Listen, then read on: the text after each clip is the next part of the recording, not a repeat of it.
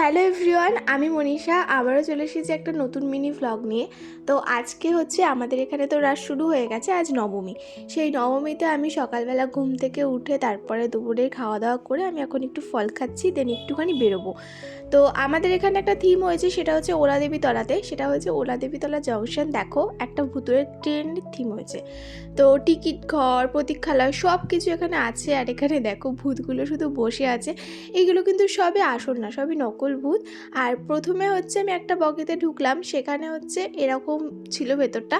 আর রাত্রেবেলা কিন্তু ভীষণ মানে আসল ভূতগুলো ভীষণ ভয় দেখাচ্ছিল।